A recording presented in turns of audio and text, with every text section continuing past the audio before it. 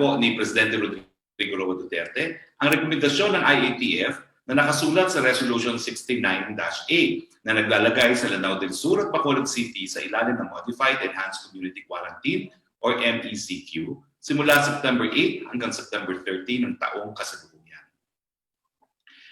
Inaprubahan din po ng IATF sa Resolution 69 ang pag-adapt ng Interim Omnibus Guidelines on Surveillance, Case Finding, and Contact Tracing, Quarantine, or Isolation, and Testing for COVID-19 sa mga sumusunod na identified priority groups para po sa mga returning residents, returning overseas Filipinos, international and domestic tourists, at essential workers in factories and economic zones. Inaprubahan din po ang mga sumusunod na general principles. Una, ang proper clinical assessment na magiging basihan ng quarantine, isolation, testing, discharge, travel at return to work decisions na nakaangkla sa una, sintomas at pangalawa, exposure. Samantala, para malaman ang tamang test para sa tamang dahilan, ikinikonsidera po ang mga sumusunod. Una, yung availability ng test, yung best time sa paggamit ng test, yung turnaround time ng resulta ng test, at test specificity and sensitivity. Ang RT-PCR po ay nananatiling gold standard sa confirmatory testing.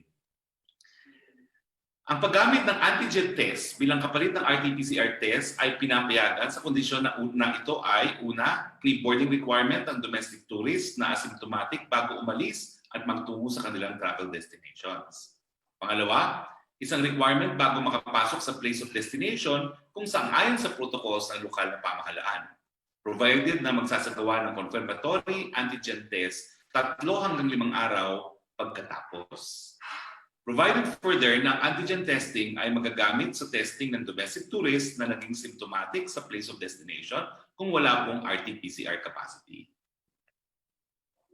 Kasama rin sa rekomendasyon na ang mga strategiya sa quarantine, isolation at testing ay kailangan may mahigpit na pagsunod sa minimum public health standards. Inadapt din ng IATF ang rekomendasyon ng Economic Development Cluster sa pampublikong transportasyon. Una, pag-adapt at pag-update sa pinakabagong health standards at best practices sa pakikipag-ugnayan sa health experts. Pangalawa, pag-require sa mga ahensya ng pamahalaan, malalaking korporasyon at firms na nakarehistro sa economic zones na magbigay ng shuttle service sa kanilang mga empleyado. Kung hindi ito financially sustainable, pwedeng kumuha ng ibang alternative arrangements tulad ng cost sharing, partial vouchers sa paggamit ng Transport Network Vehicle Services or TNVS. Pangatlo, ipatupad ang service contracting ng PUVs para magkaroon ng partial subsidy ang public transport operations. Mabigyan ng incentives ang mga operators na bumalik at magsilbi sa commuters, maibalik ang hanap buhay ng mga na-displaced na transport workers. Ma-empower ang gobyerno sa pagpapatupad ng health safety at operational standards at pagpupondo sa additional cost ng sanitation protocols. Pang-apat, maglagay ng Interoperable Automatic Fare Collection System or AFCS para sa lahat po ng mga PUVs.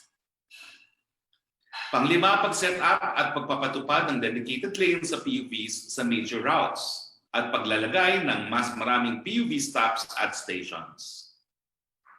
Pang-anim, paglagay ng protected bicycle lanes at racks, mas malapad na walkways at iba pa. Kaugnay nito, hintayin natin ang Department of Transportation, Department of Trade and Industry at Department of Labor and Employment sa kanilang ilalabas na mga implementing guidelines. Panghuli, inapruban din po ng IATF ang kahilingan ng Region 6, Iligan at Lanao del Sur na isuspinde ang inbound travels ng locally stranded individuals. Nilinaw po ito sa isang statement na 2 weeks ang binigay na moratorium mula hanggang September 7 hanggang September 14. COVID-19 updates naman po tayo. Ito po ang global update ayon sa Johns Hopkins. No? Mahigit 27 milyon na po or 27,699,112 ang total cases sa buong mundo at meron na po tayong 900,203 global deaths. Ang nangungunang 5 bansa, Estados Unidos pa rin po ang nangunguna with 6,358,247 na cases. Ang death po nila ay 190,727, 3% case fatality rate. Sumunod po ngayon ang India. Naunahan na po ng India ang Brazil. No? At ngayon meron na po silang 4,370,128 cases. Ang deaths po ay 73,890 or 1.7% po ang case fatality rate. Pangatlo po ngayon ang Brazil, 4,162,73 cases, 127,464 deaths, 3.1 case fatality rate. Sumunod po ang Russia, 1,037,526. Meron pong deaths na 18,080, 1.7 case fatality rate. At panglima po ang Peru, meron po silang 696,190. Ang deaths ay 30,123 or 4.3%. Sa Pilipinas po, meron na po tayong 245,143 cases. Ang deaths po natin ay 3,986 or 1.6% po ang ating case fatality rate. As of September 9 po, meron na po tayong 2,722,483 na mga individual na nabigyan po ng RT-PCR or ng RT-PCR tests. No? Ito po ay nanggaling sa 89 licensed RT-PCR laboratories at 29 licensed gene expert laboratories.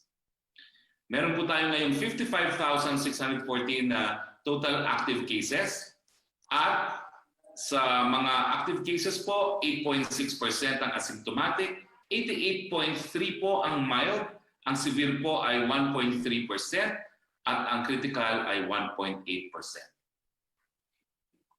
Parami naman po ng paramihan gumagaling, meron na po tayong recoveries equivalent to 185,543 at gaya na aking sinabi, ang death po ay 3,980 plus. Samantala, yun nga po, 3,986 ang total deaths. Nakikiramay po kami ulit sa mga naulila.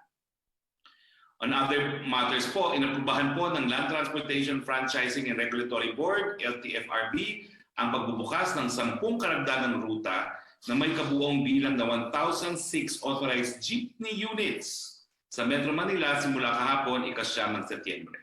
Ito po ay mga ruta galing po ng EDSA North hanggang Quezon City Hall, Marcos Avenue, via Tandang Sora, Dapitan hanggang Libertad Street, Divisoria hanggang Retiro po, Divisoria, Sangandaan, Libertad papuntang Washington, Baclaran papuntang Escolta, Baclaran via Mabini, Blumentritt papunta po ng Libertad via Quiapo, at Blumentritt, Vito Cruz via El Quinto.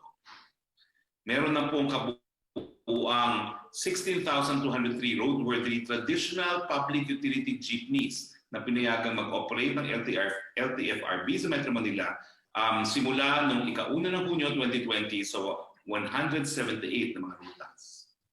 Dito po natatapos ang ating presentasyon. Wala po tayo ngayong panauhin. So, simulan na po natin ang ating open forum kasama po ang ating mga kasama dito sa Malacanang Press Corps.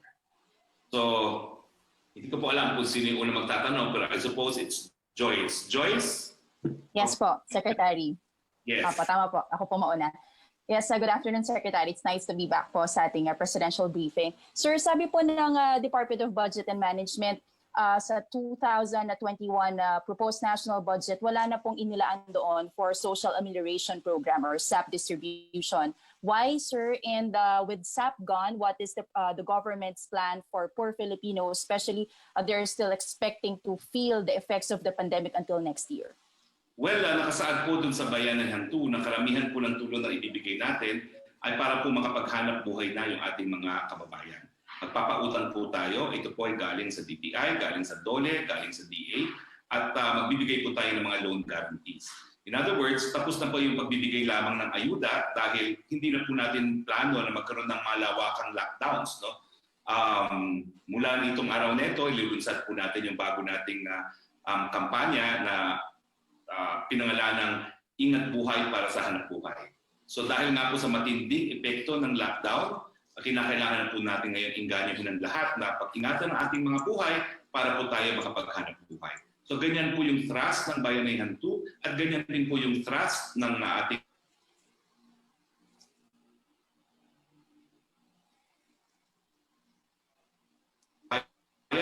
hindi na po natin sila bibigyan ng ayuda dahil ang ating strategiya na nga po ngayon ay localized lockdown. Alright, Secretary. Pwede din po related to dun sa plight of the poor Filipinos. Sa recent survey po ng SWS, sabi po doon, 2 out of 5 adult Filipinos. Wala pong sound.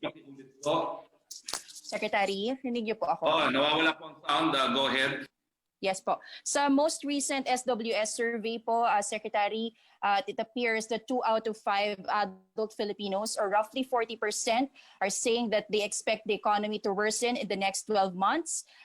This number of economic pessimists is highest daw po over the last 12 years. Is it a cause of concern for Palas? Lalo na po this survey results na parang it appears tinatanggap na ng mga Pilipino na hindi bubuti ang kanilang buhay sa mga susunod na buwan, and also it somehow reflects their perception of what the government can't do for them.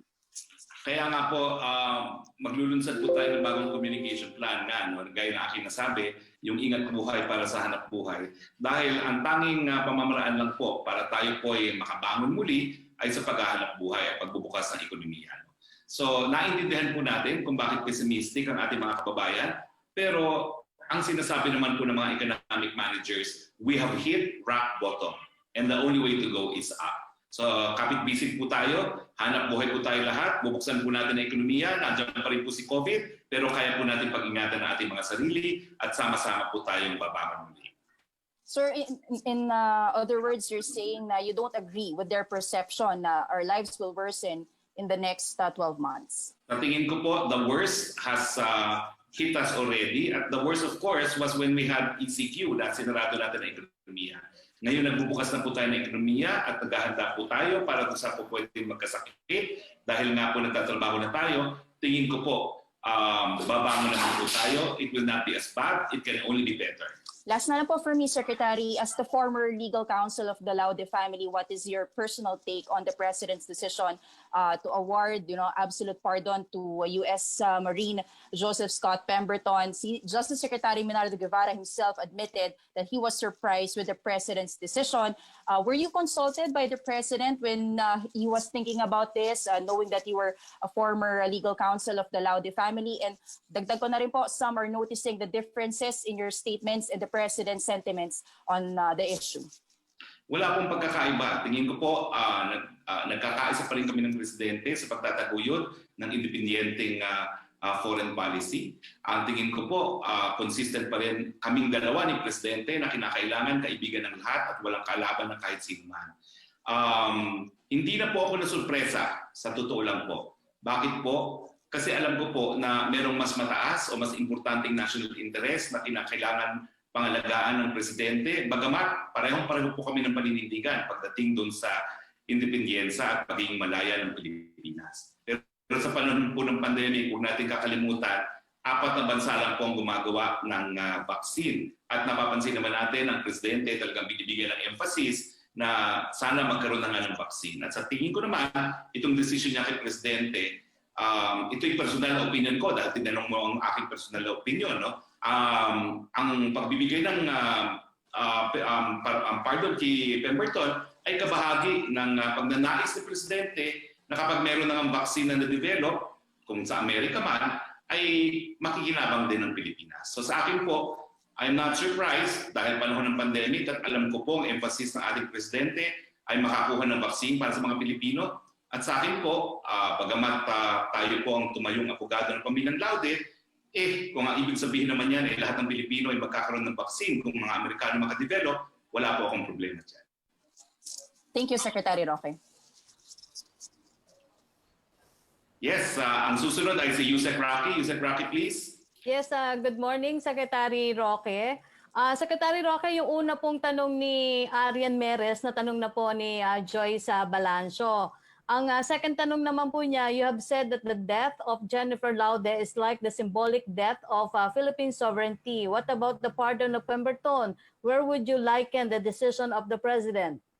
Hindi po nagbabago paninindigan ko na talagang yung pagkamatay ni Jennifer Laude noong 2014 ay symbolic na pagkamatay na ating soberenya. At nagkakaisa po kami ni Presidente, kaya naman ang decision ng Presidente, i-terminate na po ang Visiting Forces Agreement panandalian lang pong nasuspend yung termination pero hindi po nagbabago ang desisyon ni Presidente. Gaya ng aking sinabi, ang tingin ko po yung pardon, bagamat ito ay personal na opinion ko, ay para po makinabang ang mga Pilipino sa vaccine laban sa COVID-19 kung mga Amerikano nga makadevelop niyan.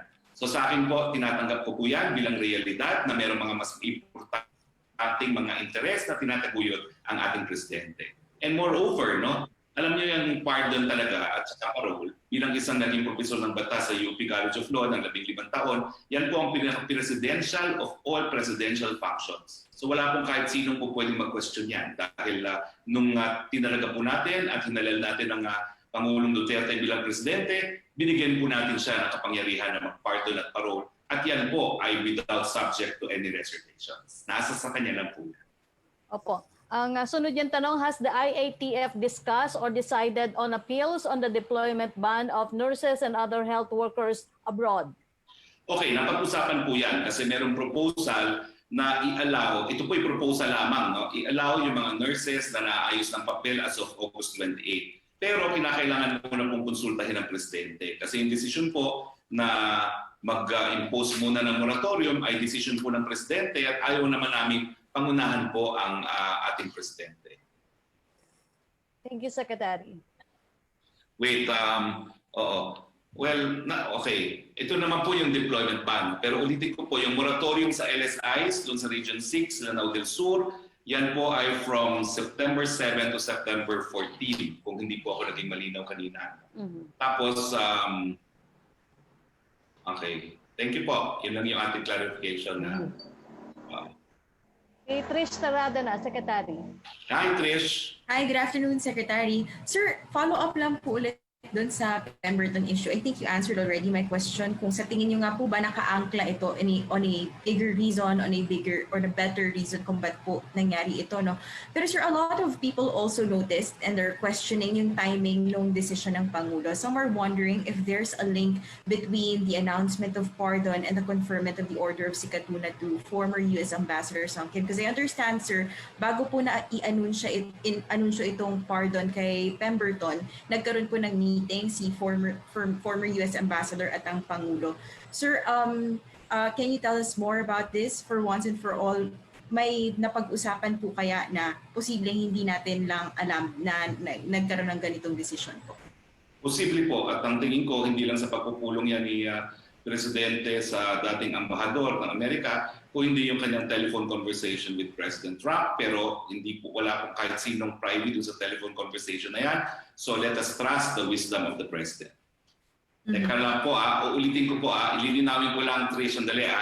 Yung moratorium po sa pagbabalik ng LSI ay simula September 7 until September 21, 14 days. Ulitin ko po, yung LSI moratorium po, September 7 to September 21 or a total of 14 days. Okay, Trish, your next question please. Secretary, although there's a bigger reason, in a way, hindi po ba nababother yung government at how ordinary Filipinos would feel about this, that justice seems to be elusive to the powerless, and also at how other countries would view how we value justice and sovereignty? Unang-una po, nagtagumpay po kami. Na-convict po namin si Pemberton. Ang binura lang po ng Presidente, yung karagdagang parusa kung meron pa. Hindi po binura ng Presidente yung desisyon na mamamatay tao po si Pemberton. Ang po pwede pong magbura niyan yung amnesty. Pero ang amnesty po, hindi naman po pwede ibigay lang sa isang tao kasi yung amnesty erases even the fact of the crime. Ang pardon po, yung parusa lang ang binubura. Mamamatay tao pa rin po si Pemberton. Sang-ayon po sa desisyon ng ating hukuman at hindi po yan nagbago. Nakulong din po si Pemberton ng 5 taon. At tapatan lang, bago natin i-apply yung GCTA na tinatawag na isang bagong batas, kung a-apply po natin yung dating batas na indeterminate sentence law, ang totoo lang po niyan, siguro mga ilang buwan lang hanggang 6 months siguro ang po pwede namin ipaglaban na makulong pa si Pemberton. Pero under the indeterminate sentence law po talaga, pag na-meet na niya yung 6 years minimum na incarceration, po pwede na siya, eligible na siya para sa parole. So, naparusahan naman po siya, nagbayad naman po siya ng danyos, mahigit 4 million, At ang tingin ko po, dahil sentensyado siya na siya ay mamamatay tao, pati yung kanyang serbisyo sa buong sandatahan ng Amerika, maaapektuhan niya. Sa tingin ko po, nakamit natin ang katarungan at bagamat mas marami nagsasabi na dapat nga mas matagal ang kulong sa kanya, ang katotohanan naman po, meron nga mas importanteng national interest na tinataguyod ang ating presidente. I'm personally fine with that.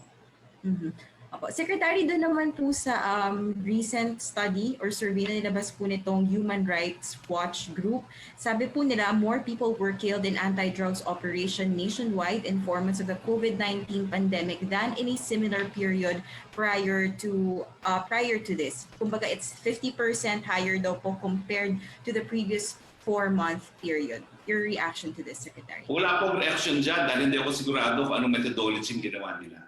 Hindi ko naman po pwedeng tanggapin ang conclusion nang hindi ko nakikita yung pag-aaral, hindi ko po nakikita kung ano yung hakbang na ginawa nila para magkaroon ng conclusion. Pero alalahanin po natin ang Human Rights Watch, ganyan talaga ang trabaho ng mga human rights groups. No? Mag-ingay para yung mga gobyerno pakinggan sila. Pero hindi naman ibig sabihin na lahat ng sinasabi nila ay gospel truths. Secretary, last question from me po. No? Sa budget briefing po sa Senado kahapon, sabi po ni Senator Panfilo Lacson or si Senator Panfilo Lacson pushed for the removal of more than 400 billion pesos in the budget of DPWH. He said that parts of these funds are either lump sum allocations or some projects are already included in this year's budget. Sabi po ni Senator Lacson, it is unconstitutional. How does the Palace want to go about this? Are you keen on, kumbaga, okay lang po ba na matanggal ito? Well, hahayaan po namin yan sa Kongreso. Decision po yan ng Kongreso. Pero naninindigan naman po ang Malacanang nang sinumite ang budget, sinundan po namin yung desisyon doon sa kaso na hinain ko, no? Laban doon sa DAP, na kinakailangan po talaga para mawala yung tinatawag na court barrel ay lahat po ng paggagastusan ng gobyerno ay mayroong line item budget na tinatawag. No? So naniniwala po kami, walang lump sum appropriation dyan. Lahat po yan, mayroong proyekto na nakaspecify. Salamat po, Secretary. Maraming salamat din, Trish. Balik tayo kay Yusek Roque. Secretary, tanong mula kay MJ Blanca Flor ng tribune.net.ph. Will the Palace support the proposal to close cemeteries on November 1st and 2 to prevent coronavirus transmission?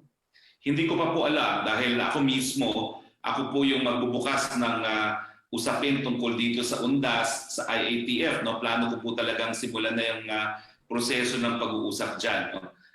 Titignan po natin kung mayroong mga alternatibo dahil naniniwala naman po ako na importante sa mga Pilipino ang UNDAS.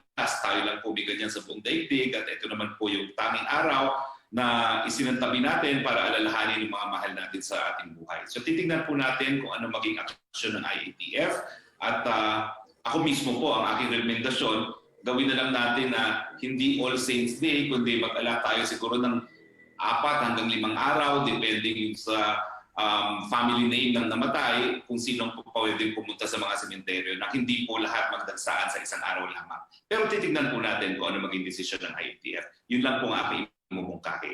5 araw na color-coded kumbaga ang pagdalaw sa sementeryo dahil ako po, importante sa akin yung pagdalaw sa mga mahal ko sa buhay. Bagamat ako naman, miski hindi naman undas, nagpupunta po sa sementeryo at inaalala yung mga mahal sa buhay na namatay.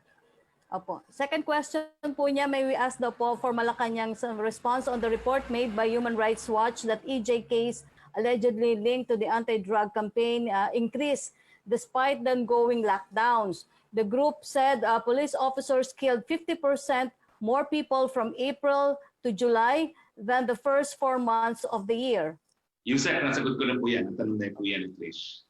Ang susunod pong tanong mula kay Chris Jose ng Remate Online. Kumusta na daw po kayo, Secretary Roque? Natuloy po ba daw yung pagpapaswab test nyo ngayon, September 10? Mamaya pong hapon, diretso po ako sa swab test pagkatapos po nito at malalaman ko po bukas kung ako ay positive or negative. Okay, Secretary, si Joseph Morong na po. Hi, Joseph. Next question, Joseph. Hello, sir. Good afternoon. Sir, yun munang sa Cebu, no? Yung Dolomite, they have suspended the quarrying, the mining there. What's going to be the effect of that decision to the project in Manila Bay? Well, una rin, respeto po natin yung desisyon ng probinsya ng Cebu. Alam niyo po, may kaso ako mismo na ako po ang nag-argue sa Supreme Court. Ito po yung Boracay Foundation versus sa Province of Aklan. At ang sabi po talaga ng Korte Suprema doon, no, na kinakailangan merong pagpayag ng local government units sa kahit anong aktibidades na magkakaroon ng posibleng magkaroon ng polusyon. No? At dahil tumutol po ang pamahalaang lokal ng Cebu, ginagalang po natin yung pagtutol na yan at alinsunod nga sa desisyon ng Boracay Foundation versus sa Province of Aklan, baka hindi na makakuha ng dolomite itong DNR. Ganun pa man po, no, yung pagtigil po ng supply ay hiwalay po yan sa issue ng legality nung ginagawa ng DNR. Sa tingin ko po, DNR naman ang project proponent dyan at wala nang iba. Lahat po ng probisyon ng batas ay nasunod, pero susunod din sila doon sa sinasabi ng LG, ng Local Government Code, na kinakailangan yung patuloy na pag-supply ng dolomite ay merong pagpayag ng lokal na pamahalaan. So, ang solution po dito, ang DNR, kinakailangan po makipag-ugnayan sa lokal na pamahalaan ng Cebu, at ang pakiusap naman po ng DNR sa Cebu, ganun din po, no? Kung meron po silang mga concerns, makipag-ugnayan lang kay Secretary Simatu, dahil hindi naman pong ibang tao na si Secretary Simatu, nung nagka-problema po ang siyudad ng Cebu, si Secretary Simatu rin naman po tumulong. Tingin ko po, buksan lang ang lines of communication. Okay, sir. Kay Pemberton, sir, medyo worrying statement mo, sir, that the pardon is done or was done for a higher interest, and that's the vaccine. So parang, sir, forgive me for being blunt, no? Ito parang si Jennifer Laude, pangpalit ng vaccine, and what's the assurance na if America comes up with a vaccine that we will be a priority? Unang-una, Joseph, personal kong opinion yan dahil tinanong ako ni Trish kung anong personal opinion ko. Hindi masama ang loob ko dahil sa tingin ko nga, kabahagi ito ng mas malawak at mas importanteng national na interest. Pangalawa, hindi po pampalit si Jennifer Laude dahil nakamit po namin ang katarungan. Napakulong po namin si Pemberton, nagbayad po ng 4 million plus at danyo si Pemberton sa pamilya, at the best case scenario for the family of Laude would have been to delay his release by a couple of months dahil meron na po tayong indeterminate sentence law, which is different from GCTA. Ang pagkakaiba po niya, yung GCTA, miski hindi ka pa nakamit ng minimum sentence mo, pwede ka na mapalaya, applying the new law, no? Applying yung mga credits. Pero under the old law na indeterminate sentence law, kinakailangan ma-meet mo muna yung minimum at afterwards, you will be eligible for parole. So, yun po yung katotohanan. No? Yung katotohanan is, privately, I would have wanted him to serve the maximum that he can, but it would not have been 10 years. In no case could it have been 10 years kasi nag-iisa na siya dun sa kulungan. No? Paano naman siya magkakaroon ng demerit kung siya nag-iisa lang? No? In the same way, na kinu-question din ni Atty. Suarez, paano siya magkakaroon ng merit dahil nag-iisa siya. Pero ito nga yung mga legal controversies na sabi ni Presidente, wag na natin puntahan yan dahil talagang hindi naman namili si Pemberton kung saan siya ikukulong, no? At kung anong legal na basihan. So, nakamit po ang katarungan, Joseph. Wala po tayong binayad kahit ano. Ang personal na opinion ko and the reason why I'm comfortable with the decision is kung meron ng vaccine, inaasahan natin na itong mas malapit na samahan sa panig ng Pilipinas at ng Amerika, sa panig ng Pilipinas at China at panig ng Pilipinas at Russia ay magiging dahilan para makinabang tayo sa vaccine na madidevelop nila kung meron na. Sir, okay, would you agree, sir, that without the VFA, si Pemberton would not have been in the Philippines and the crime would not have happened, yes? Correct. And that is why I'm thankful for the position of the President to abrogate VFA. Abrogation has just been suspended, but the decision has not been changed. But how can one believe that the President is really serious about abrogating the VFA if he could pardon somebody who benefits from the VFA? Well, ang sinasabi nga niya, let's distinguish between Pemberton the person and Pemberton being a military personnel of the United States. Ang legal controversy nga kasi, at ito naman ay linabas hindi lang ng pamilya ni Laude, kundi ng DOJ mismo. Nagsampa po ng motion for reconsideration ng DOJ. Ang mga legal issues sino ba dapat magbigay ng GCTA? Ang hukuman o yung Bureau of Corrections? Kasi sa batas, dapat Bureau of Corrections. Pangalawa, will he be entitled to benefit of yung credit for good conduct habang siya ay nakakulong nung linilitis kasi hindi naman siya hawak ng Pilipinas sa mga panahon na yon. No? Ito yung sinasabi ni Presidente na that's not for Pemberton to choose, no, kung saan siya ikukulong dahil siya naman ay yung nasasakdal, no, at ang legal provision that will govern him was agreed upon by states.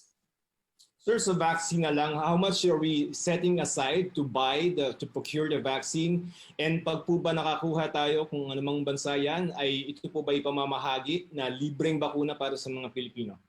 Well, sinagot na po yan ng Presidente at ni Secretary Dominguez. We are aiming to give 20 million Filipinos, all yung ating 4-piece beneficiaries, free of charge the vaccine. Now, that's 20 million Filipinos. You need 2 dosage, so we have allotted public funds for 40 million dosage at $10 each. Ang financing scheme po, pautangin tayo ng Land Bank at DBP at ang mag-aangkat po niyan ay ang PITC. Alright, sir. Thank you. Thank you din, Joseph. Secretary, Rocky? question from Jenaline Kabiling ng Manila Bulletin. Will the government hold liable any official for the failure to keep a record of Pemberton's behavior while in detention? Well, that is now moot in academic kasi nga sabi ni Presidente, no, ito yung issue na hindi natin malalaman kasi nga habang nasa jurisdiction siya ng Amerika nung siya linilitis, hindi natin malalaman kung paano naging contact niya dyan. No? So tingin ko mutin academic na po yan. Kasi hindi naman natin po pwedeng i-insist o tanungin sa mga Amerikano kung paano nila tinarato si Pemberton dahil wala naman tayong jurisdiction dun sa mga Amerikanong gwardiya niya habang siya linilitis. Is there still daw po a need to revise the detention rules under Visiting Forces Agreement to prevent a repeat of any unfair treatment or will the government just push through with the VFA termination? I believe the announcement or the decision of the President is to suspend the termination by 6 months, extendable by another 6 months. That decision to abrogate the VFA remains. Okay, Secretary Pia Rañada na po. Yes, Pia. Hi, sir.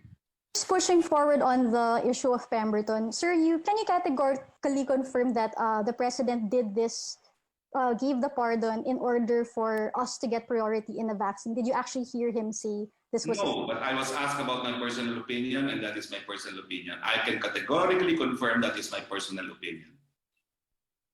Okay, kasi sir, if it was his reason, like as your interpretation of events, this was his reason for giving the pardon, why didn't he give that reason when he explained his pardon to the public? Because instead he said it was unfair. So I do not know. I do not know. But again, the question was how do I feel about it personally, and that's how I feel personally about it. Okay. And then sir, just for the President's SALN, because the deadline for submitting SALNs was last August 30, has the President submitted his SALN for 2019? I believe he has, no, and I've checked, and there's people responsible for reminding the Office of the President to submit his documents. So, sir, you believe he has or he has? Well, I know that there's someone in charge of filing this, but I will check if he's actually filed it. But I believe he has. Will the palace release the 2019 SALN and the 2018 SALN, which no one has seen yet in public, to reporters or to media? That's not something that I could decide on. We will inquire from the Office of the Executive Secretary. Okay, thank you, sir. Thank you very much, Pia. Next, back to Yusef Rocky. Question from Jillian Cortez of Business World. Will the President consider the call of the Philippine Chamber of Commerce and Industries for him to issue an executive order on satellite access liberalization, which will allow internet service providers to set networks even without legislation, especially when internet connectivity is needed the most during this pandemic? Kinakailangan po ng mas malawakang pag-aaral dyan dahil alam naman natin ang paggamit ng ere ay subject to the grant of a franchise issued by Congress. So sa tingin ko po parang malabo po magawa ng Presidente yan through an executive order because he would be infringing, possibly infringing on the powers of Congress, but we need to study the matter in more detail. Ang second question po niya, what is the policy statement on some analysts saying President Duterte giving pardon to U.S. Marine Joseph Scott Pemberton shows that he cannot stand up to foreign powers. Hindi naman po totoo yan dahil nanindigan naman po ang Presidente nung tinerminate po niya yung PFA at sa kanyang pananalita. No? To me, I think you can accuse the President of everything else except for being subservient to any foreign power. Last question po niya, NEDA Acting Secretary Carl Chua said the economic team has proposed a plan to open up mass transportation further and this was approved by the IATF. Can the IATF expound what this plan is exactly? Alam niyo po, ang IATF naman nagbibigay ng pulisiya. So in principle, inaprubahan po natin yung mas malawakang transportasyon at dahilan nga po kung bakit ngayon lang ay inanunsyo ko na mas marami na namang mga PUV, mga public utility jeepneys lalo na ang inalaw. Pero yung detalye po niya, nasa NTF na po yan, dahil yung NTF naman ang nagpapatupad ng mga pulisiya ng IATF. So antayin po natin ang guidelines ng NTF tungkol dito. Thank you, Secretary. Si Melo Acuña na po, Secretary. Hi, Melo. Good morning. Yeah. Magandang tanghali po, Secretary. Nice to see you. I hope your test would turn out to be negative. But anyway, Chinese Defense Minister Wei Fenghe is in town. Would you know his agenda and his schedule while in Manila? Well, madami po siyang schedule. No? Sa totoo lang, medyo busy siya, pero most of it are phone conversations. No? So, yun po yung huling nakita ko sa kanyang schedule. Pero dahil naka-quarantine nga po, hindi ako makapunta ng palasyo completely. No? And I will not be allowed until I get my PCR clearance again. No? But I know that there's many meetings ongoing, but not face-to-face meetings po. Okay. Secretary, this is a bit personal. Were you not kept in the dark when the President decided to grant pardon to Lance Corporal Scott Joseph Pemberton? Hindi po. I mean, in the first place, the President, in the exercise of the power to grant pardon, is not duty-bound to consult with anyone. So ako naman po, I did not feel that the President had any obligation to me to inform me ahead of time, no? Because that is an absolute discretion of the President to grant pardon. Wala pong issue doon. Okay. President Duterte said Pemberton was not treated fairly. Would you have specifics as to this kind of statement of the President? Would Hindi you have hindi nga po malinaw among others, no? Kung dapat siya mabigyan ng allowance for good credit habang siya po ay nakadetina nung siya ilinilitis. That's about a period of 1 year. And the reason is, hindi po kasi siya hawak ng Pilipinas nung panahon na yon. Hawak siya ng mga Amerikano pursuant to the BFA. And we only had joint custody over Pemberton matapos po siya makonvict a year after the crime. No? Isa po yun. May mga issue pa na whether or not he should be entitled to educational credit. Sa Amerika kasi, binibigyan nila ng educational credit kung internet. Sa Pilipinas naman, bawal gumamit ng internet ang mga felons, no? Convicted felons. So ganyan po yung mga controversy na dapat sana maresolba ng judikatura, pero mutin academic na when the President absolute his presidential power to grant pardon. Yeah. Hindi po kaya pabaon yun kay Ambassador Sung Kim na nag-farewell call kay Pangulong Duterte noong Lunes? I don't think kinakailangan magbigay ng pabaon si Presidente sa any particular departing ambassador. I think the President is acted in pursuit of a higher national interest, which I have already mentioned as a matter of my personal opinion. At saka, uulitin ko po, pardon is the most presidential of all presidential powers. It is not open to question anywhere by anyone. Thank you. Thank you. Secretary, question from Virgil Lopez ng GMA News Online. Could you please elaborate on your statement that the pardon extended by the President to U.S. Marine Joseph Scott Pemberton was grounded on a broader national interest? Wala na po akong i-expound. Sinabi ko na po lahat. That's a personal opinion dahil I was asked by Trish for my personal opinion. Second question po niya, can we get Palace's reaction to the SWS survey showing 2 in 5 Filipinos see bleaker economy in the next 12 months? Nasagot ko na po yan, pero ang sabi ko po, huwag po kayong mag-alala mga kababayan. dahil binubuksan naman po natin ang ekonomiya. Ang paniniwala ko po, we have hit rock bottom and the only way to go is up. Question from Angel Ruquillo ng RMN. Ano po ang reaksyon ng palasyo sa pahayag ng ilang kaanak na mga nakapiit sa New Bilibid prisons na sa pamagitan ng paglaya at paggawad ng absolute pardon kay Pemberton ay magiging daan din ito para makasama na nila ang mahal nila sa buhay na halos dekada-dekada ng nakapiit? Alam niyo po, even before Pemberton, napakadami pong nag-grant ng probation and parole. Ito po yung mga pinalaya to they congest our jails. Nung tinamaan po tayo ng COVID, talagang naging pulisiya ng DOJ na palayain ang pinakamaraming po pwedeng mapalaya, and the only way to do it is through probation and parole. So, hindi lang po si Pemberton nagbe-benefit ngayon sa panahon ng COVID, marami na po ang nag-benefit dyan. Susunod po niyang tanong, reaksyon sa sinabi ni detenadong Senator Laila de Lima na hindi siya sang-ayon sa ginagawang beautification ng Manila Bay kung saan binigyan pa niya ng bagong kahulugan ng DNR na Department of Environmental Cosmetics dahil imbis na gampanan ang kanilang tungkulin na i-preserve at protektahan ang kalikasan ay sinisira pa nila at naging beach resort developer pa. Naintindihan ko po kung hindi sang-ayon si Senator Laila de Lima dahil hindi naman po siya makikinabang dahil siya ay nakakulong, hindi niya makikita yung ganda ng Manila Bay. Secretary, si Maricel Halili na po. Yes, Maricel Halili. Hi sir, magandang hapon po. Sir, during our press briefing during our last press briefing, you mentioned that the proposal to release Pemberton is a bad president. Do you maintain this position even after the decision of the president to grant him absolute pardon?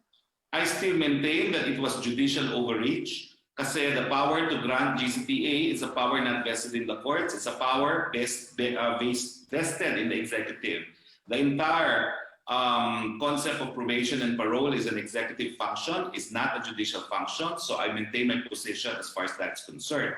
As far as the pardon of the president is concerned, I will repeat it again. It is the most presidential of all presidential functions. It is not subject to question by anyone, anywhere. Sir, were you able to talk to the president after his announcement on absolute pardon? What did he tell you about it, sir? I really thought it was broadcasted because I attended that meeting online and we did have a lengthy conversation online. Now, one major paper reported on it extensively. So, ang buong akala ko, na-broadcast yung aming conversation, but apparently, one broadcast sheet had a source that summarized yung pag-uusap namin ng Presidente. Pero anyway, ang sa akin po, yung pag-uusap namin ng Presidente, although it was heard by everyone in the room, sa amin dalawa na lang po yun. Okay. Sir, also, doon po sa public address ng Pangulo nung nakaraan, he also mentioned that this is not the right time for Secretary Duque to resign as Health Secretary because he believes that he is not involved in corruption, but then there is negligence. Ano po yung sinasabi ni President Duterte na negligence on the part of Secretary Duque? Can you tell us, sir? You know, he's basing his statement on what he has read on the papers. Kasi hindi pa naman i-issue ng Senado talaga yung kanilang Senate report. At the time he mentioned it. No? So, in the same way that Senate President Soto thinks that the Senate report may be able to change the mind of the President, siguro antayin muna natin yung report na yan at antayin natin mabasa ng Presidente and let him make his own decision as a lawyer and as a prosecutor at that kung dapat bang mabago ang kanyang posisyon o dapat bang mabago yung kanyang pagkakatiwala kay Senator Duque. Antayin po muna natin yan. Sir, last na lang po. Ano po yung magiging activities ni President Duterte and when will be his next public address? As usual naman, it will be in Monday. Now, narinig nyo naman sa kanya na he was hoping to go to Davao, pero isang napakataas na dokumento na naman ang kinakailangan niyang pag-aralan, no, at desisyonan. No? So right now po, Monday po, we can be assured that there will be a broadcast. I don't know from where, but from how the President sounded, mukhang hindi siya makakauwi ng Davao. Maraming salamat, Secretary. Salamat po, Maricel. Yusef Roque. Secretary, tanong mula kay Samed Danilla ng Business Mirror. itig na sagot pero basahin ko na lang po. If may action na po kayo, kaya ang IATF sa appeal ng DOLE to extend the exemption period of medical workers from POEA's temporary deployment ban from March 8 to August 31st. Kung konsultahin po ang presidente, alam niyo po, gaya ko, si Secretary Bello naka-isolation din. Kaya pareho po kaming wala dun sa meeting last Monday. No? Pero sa tingin ko po, kung both of us test negative, pareho naman kami makaka-attend ng susunod na meeting. And this can be brought to the attention of the President. Nag-decide na ba daw po ang IATF if it will approve or not the appeal of Metro Manila mayors to defer voter registration? It's not a decision of the IATF. In fact, the IATF recommends also the deferment of the registration. Kaya lang po, hindi po pwedeng diktahan ng constitutional body dahil ang COMELEC po ay constitutional body. We can only recommend to the COMELEC, but the final decision will be with the COMELEC because it is a constitutional body tasked with the conduct of the voters' registration. Question from Ace Romero ng Philippine Star. Former Interior Secretary Rafael Alunan called for the release of retired General Jovito Palparan, who was sentenced to life imprisonment for the kidnapping and detention of 2 student activists in 2006. He said Palparan was doing his duty fighting enemies of the state. He also cited the pardon given to Pemberton. What is Malacanang's take on this? Well, wala po. He's been sentenced. There's been a factual decision made by the RTC na lumabag po siya sa batas. Pinatawan po siya ng parusa. And unless the President gives him pardon, he has to serve his term, his sentence. Question from Julie Aurelio. Did President Duterte explicitly say he expects the U.S. to repay his act of pardoning Pemberton by giving Philippines access to its COVID-19 vaccines? Hindi po. Ulitin ko po, hindi po yan sinabi ni Presidente. Yan ay personal na opinion ko na tinanong po sa akin ni Trish. At yan po, ulitin ko, ay personal na opinion ko. Kaya po wala akong problema doon sa pardon na binigay kay Pemberton.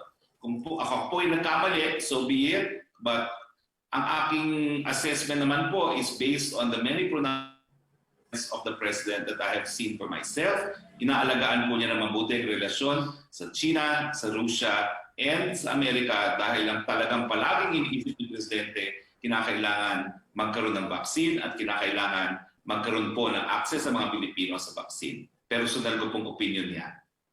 From Celerina Monte ng Manila Shimbun, what's the likelihood that President Duterte will no longer push for the termination of visiting forces agreement? Will you not be surprised if this happens?